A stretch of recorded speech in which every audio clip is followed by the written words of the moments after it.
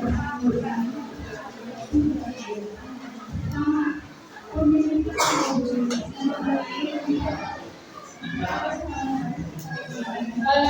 kasih atas kesempatannya. Assalamualaikum warahmatullahi wabarakatuh. Oke, kembali lagi bersama kami Lapa Oke Gas. Ya, Lapa Oke Gas. Apa gas? Kita mulai sedikit langsung aja. Langsung aja ya. Yang membacakan adalah Gertia dari Bapak dulu.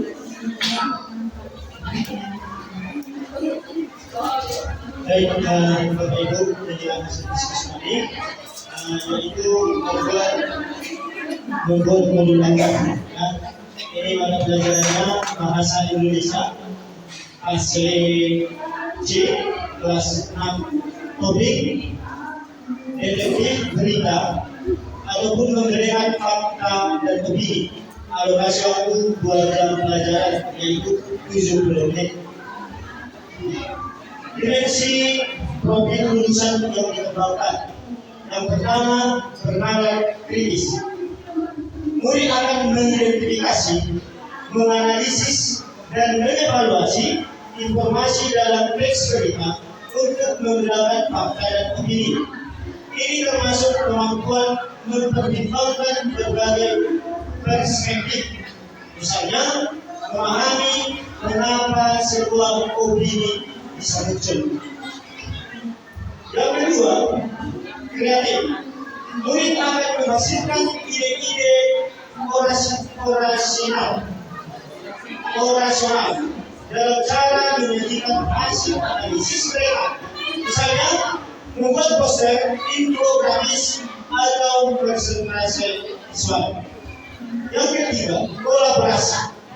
Murid akan berkolaborasi secara aktif dalam kelompok untuk menyelesaikan masalah, berbagi ide, dan mencapai tujuan bersama. Yang berikut, mandiri.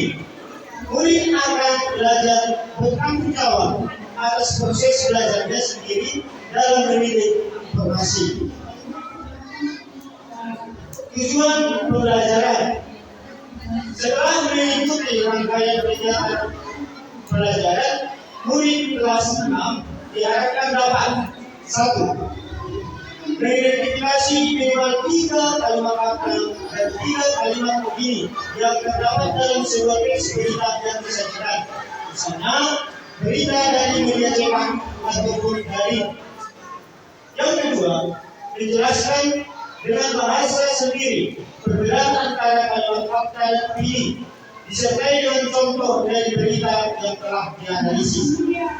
Yang ketiga, menganalisis sebuah teks berita dan secara akurat mengklasifikasikan setiap informasi penting sebagai fakta atau opini dengan memberikan alasan tertentu. Praktik pedagogis ataupun desain untuk proyek perubahan.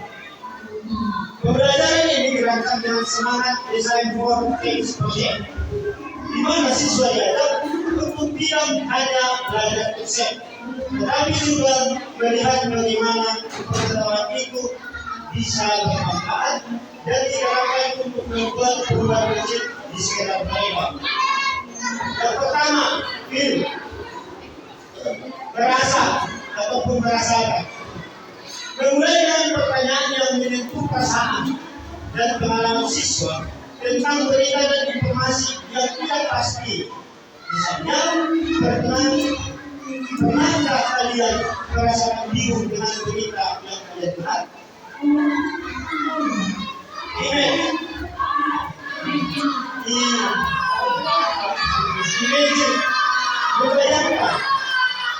Membayangkan dampak dari ketidakmampuan menggunakan fakta, opini, dan bagaimana jika mereka bisa mendeteksi berita dan membantu orang lain.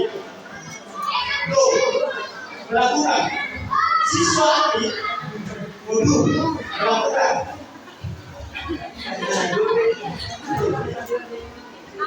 Siswa aktif melakukan analisis berita berdiskusi dan menjadikan temuan mereka. Ini adalah inti dari melakukan untuk memahami, share, berbagi hasil analisis mereka atau presentasi dan ide tentang pentingnya literasi media kepada teman-teman. Kita masuk prinsip pembelajaran.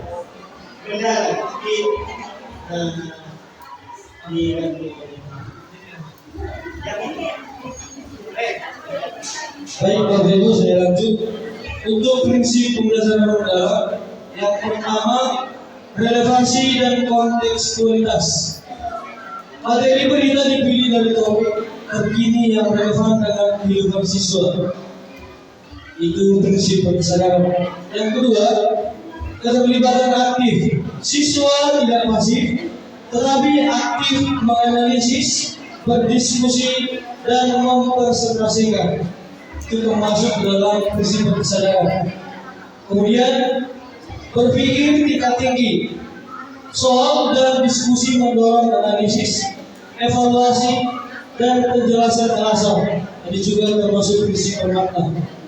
Umpan balik yang membangun. Fokus pada proses dan perbaikan. Ini untuk prinsip bermakna. Selanjutnya kolaborasi. Kerja kelompok menjadi inti kegiatan. Ini masuk ke dalam prinsip penggembirakan. Kemudian refleksi. Siswa diajar merenungkan proses belajar dan pemahaman mereka sendiri. Ini untuk prinsip penggembirakan. Kemudian yang keempat, lingkungan pembelajaran. Yang pertama, budaya belajar. Mendorong rasa ingin tahu dan pertanyaan, menciptakan suasana aman untuk berpendapat dan membuat kesalahan. Selanjutnya, mempromosikan kolaborasi dan saling membantu antar siswa.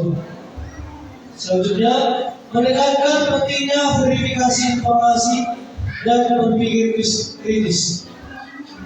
Dan yang terakhir, mengintegrasikan 7 kebiasaan anak Indonesia hebat sebagai bagian dari etos belajar, atau misalnya jadilah proaktif dalam mencari tahu. Untuk lingkungan fisik, yang pertama fleksibel. Peraturan meja dan kursi dapat dengan mudah diubah menjadi kelompok-kelompok diskusi. Kemudian kaya literasi. Tersedia contoh berita cetak, poster tentang fakta versus opini, atau kamus atau glosarium mini didiktif. Kemudian menarik penggunaan warna, spidol atau kertas besar bentuk kelompok agar proses belajar lebih menyenangkan dan visual. Untuk kemitraan pembelajaran, mitra internal atau siswa dan siswa membentuk kelompok belajar heterogen untuk mempromosikan peer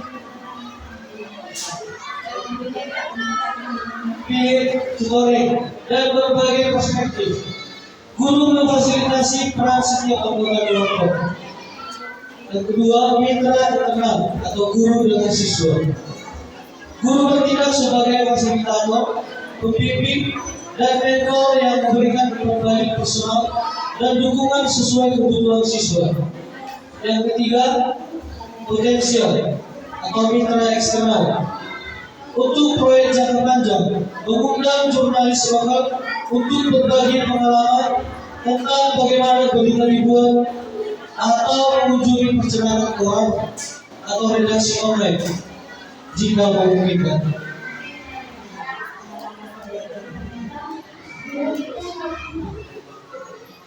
Baik, saya lanjutkan.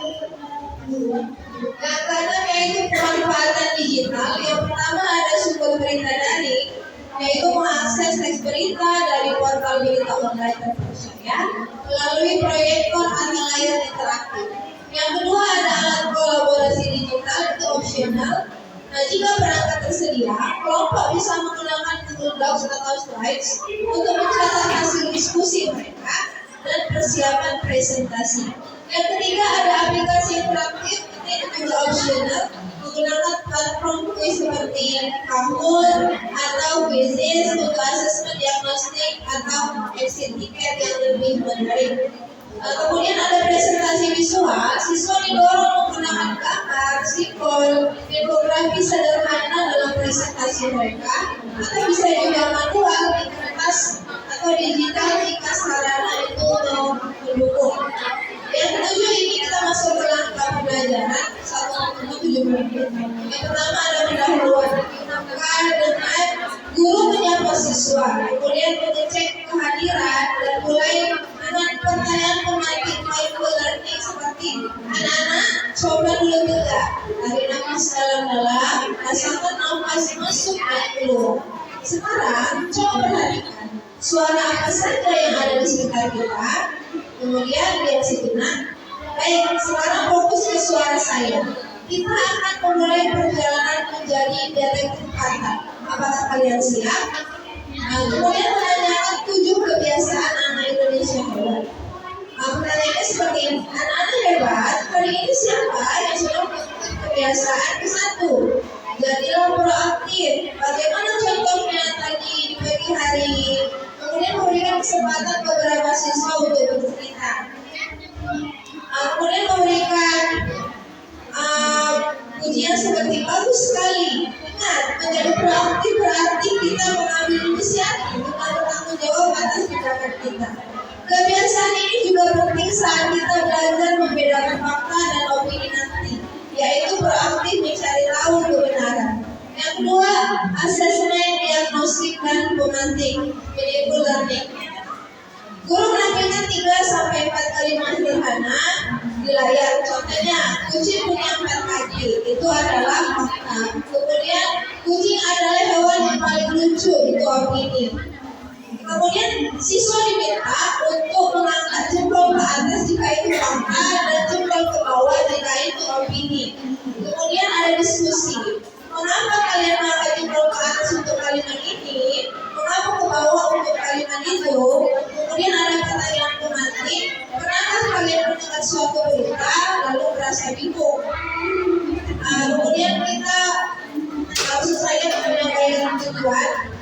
Hari ini kita akan menjadi detektif berita yang hebat. Kita akan belajar cara membedakan mana fakta dan opini dalam teks berita yang kita baca, agar kita sebagai pembaca yang cerdas dan tidak mudah dibohongi. Kemudian kita masuk ke kegiatan ini. Silas pertama itu adalah orientasi siswa pada usaha.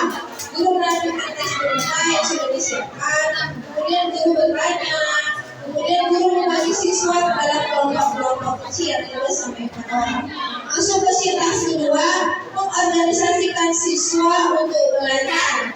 Di sini ada penjelasan konsep dan ciri-ciri, kemudian pembagian tugas dalam bekerja. Di sini ada instruksi, yaitu diferensiasi produk ya. Yang pertama ada kelompok merah, kelompok kuning, dan kelompok hijau dengan pembagian masalahnya masing-masing atau kelompoknya masing-masing. Kemudian silas ketiga, membimbing penyelidikan individu dan kelompok. Pertama penyelidikan kelompok, siswa bekerja dalam kelompok, mereka membaca teks, berdiskusi, kemudian menandai kalimat fakta dan opini dengan spidol. Di sini mereka memiliki prinsip aktif, partisipatif, gotong royong, dan pengenalan kritik. Peran guru di diferensiasi proses, yaitu guru berkeliling ke setiap kelompok. Kemudian melihat masing-masing kelompok, yaitu kelompok merah, kelompok kuning, dan kelompok hijau, dan memberikan beberapa pertanyaan seperti yang sudah tercantum. Kemudian sintaks kelima, menganalisis dan mengevaluasi proses pemecahan masalah. Yang pertama adalah refleksi kelas. Guru memandu diskusi singkat. Apakah jadi detektif berita itu sulit? Ini salah satu contoh pertanyaan refleksi. Kemudian setelah itu diberikan pengarahan konsep. Guru merangkum kembali perbedaan fakta dan opini setelah ada diskusi dan adanya refleksi kelas tadi. Kemudian yang terakhir yaitu ada penutup. Di sini ada refleksi diri dari murid-murid, kemudian ada penghargaan dan pesan moral. Kemudian ada asesmen pembelajaran. Terbagi menjadi asesmen mass learning dan co-learning. Pada asesmen mass learning ada refleksi diri atau belajar. Sedangkan ada bidang pendampingan dan observasi dari guru, kemudian lembaga tadi dari bidang cerdas, dan kuis cara cepat, kuis lisan cepat. Kemudian ada rubrik penilaian bisa dilihat di sini, itu ada skala 1 sampai 4 dari belum mulai berkembang sampai nomor. Yang bisa kita lihat ini adalah contohnya, kolomnya.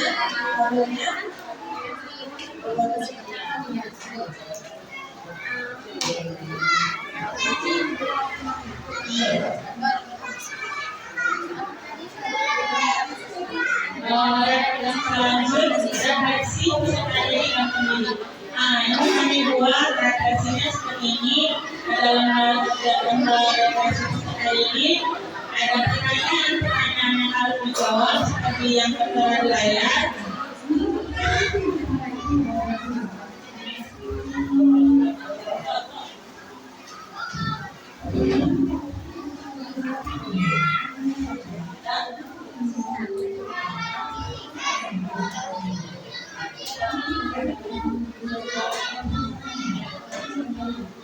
Ini ada refleksi pendidik.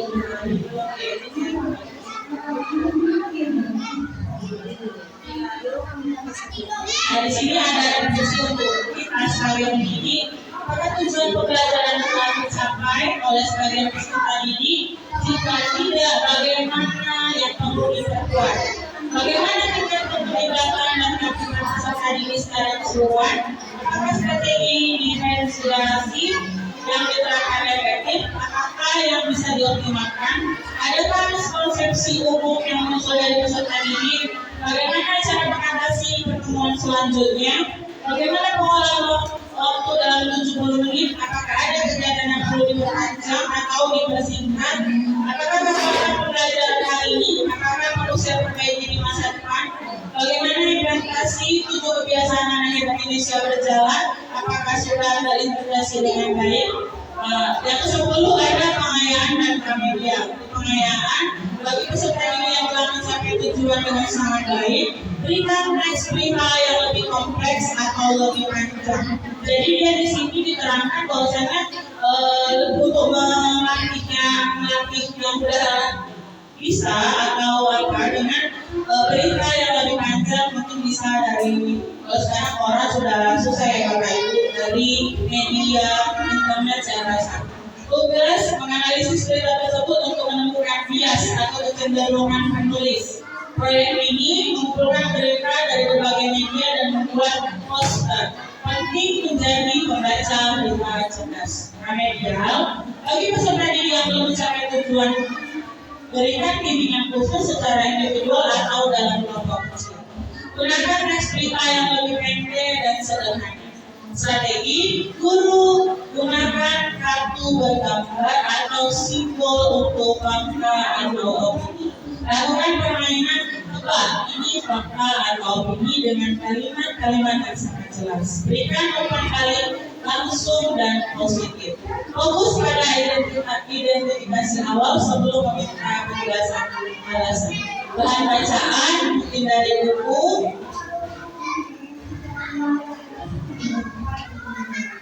artikel tentang PBL, materi terkait atau orang bahasa Indonesia, berbagai portal berita dari terpercaya. Peserta didik, buku pelajaran bahasa Indonesia tentang teks berita, kamus bahasa Indonesia, artikel atau infografis sederhana tentang apa itu berita atau cara membedakan informasi. Kalau saya isinya kata-kata mungkin yang baru ya Bapak Ibu. Kalau kita di buku ada itu kayak kata kunci kata bantuan. Ini kami buat baru di bawahnya lagi.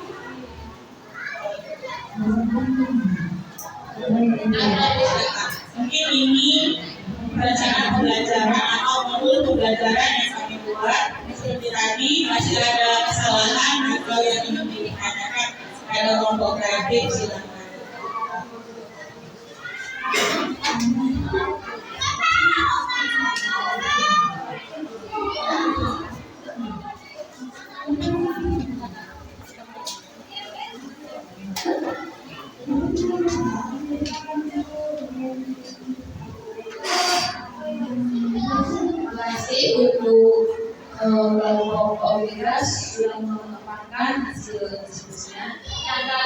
sini dari kelompok kreatif boleh menjawab apa ya Pak? Nah, yang pertanyaan pertama, saya ingin sekolah perwakilan sekolah SDN 10-15 Pak. Yang pertama yang mau kami tanyakan hasil diskusi kami yaitu yang pertama tentang tadi ada membaca pemanfaatan di gerak visi.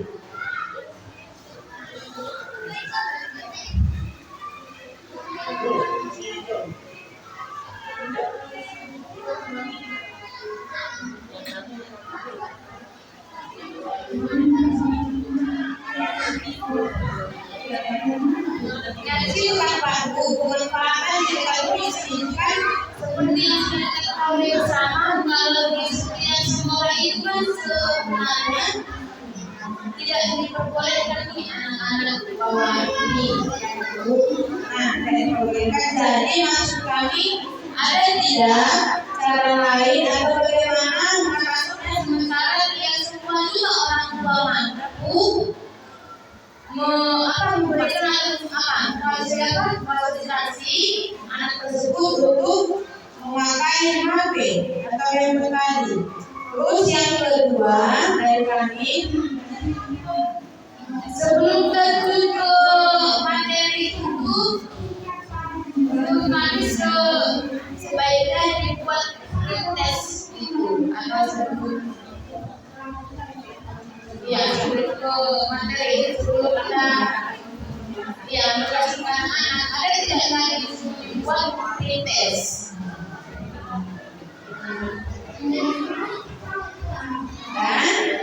Dan ada 4 ya. Yang ketiga bagian penutup seharusnya guru kan kalau sudah menjelaskan harusnya guru mengatakan baik kepada anak-anak untuk mengaitkan materi hari ini yang pelajaran hari ini kalau yang selanjutnya kayak tadi ada rangkaian yang keempat yaitu kesimpulan juga ada tidak tentang ya Bapak Ibu pertanyaan. Oke, saya juga pertanyaan pertama ya Bapak Ibu. Ibu, tadi kan pemanfaatan bisnis itu opsional Bapak Ibu. Kalau saya pribadi, saya beli sendiri fokus. Ada yang fokus untuk safety lah ya.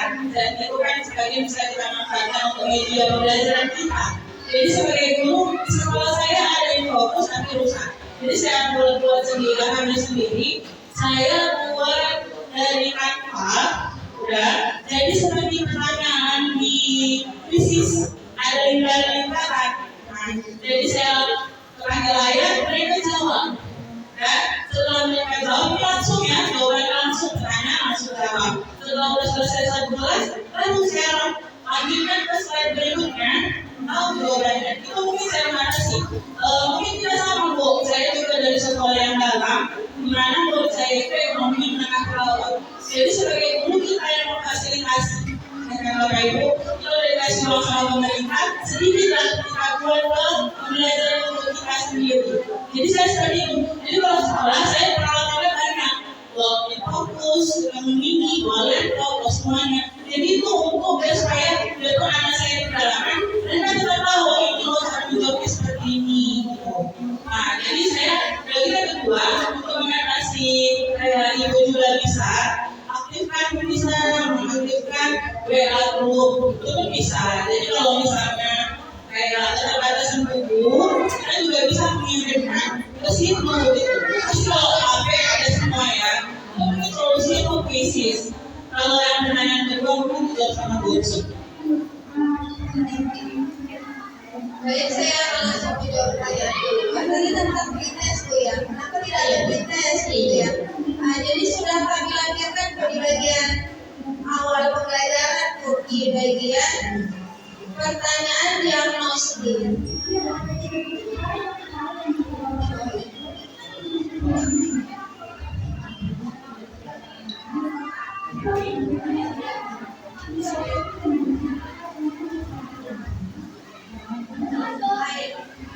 Nah, di sini Bu, di asesmen diagnostik itu maksudnya adalah pretest. Jadi guru